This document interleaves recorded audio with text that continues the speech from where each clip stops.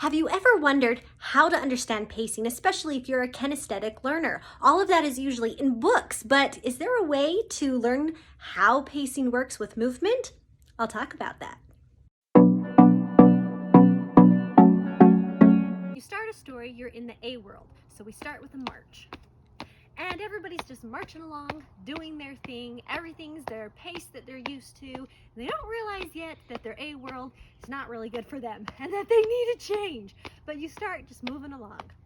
And then we have something called the inciting event, where all of a sudden we start grapevining. Why do we grapevine? Because something changes their direction and the main character is a little off balance, and so it's a grapevine. And then after our inciting incident, we end up with the middle, which is where we go 2 steps forward, 1 step back, 2 steps forward, 1 step back, 2 steps forward, 1 step back, 2 steps forward, 1 step back. And why do we do that? Because in the middle, your story has progress and then something that steps them back. And then they progress and then something that steps them back. And so you have to move forward and back. But you do 2 steps forward because we have to have that ascending action.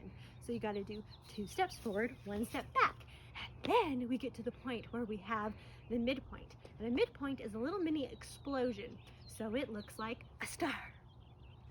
And after your little mini explosion star moment, everything starts picking up pace because that little mini climax, if you want to call it, makes things start going faster. So you do 2 steps forward, 1 step back, 2 steps forward, 1 step back. Everything's faster, everything's faster. And if you want to make it a little bit less on pace, like cookie cutter, you can do 3 steps forward, 2 steps back, or you can do 2 steps back and 3 steps forward.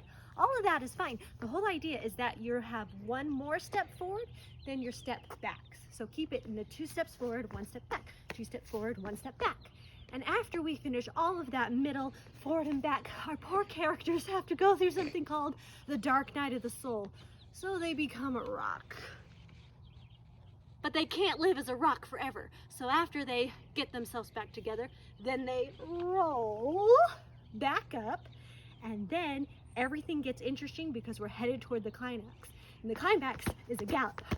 But galloping isn't normal. You have to gallop and zag because they aren't going to have everything together. So you gallop and zag and gallop and zag and gallop and zag and gallop and zag all the way to the climax.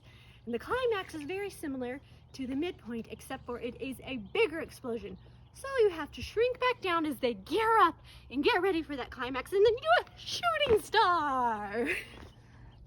After that climax, your character has changed and they are no longer the same person. And so we have to have a moment where they breathe and settle into their new life, their new change, and then they begin marching again back in their new world. Now what's fun about this is if you have a book that goes into a series, this is where your next series will start, at this marching point. If, however, this is a single book, they just end with that lovely march. We feel happily ever after for them, and that is the 10 steps to kinesthetic pacing.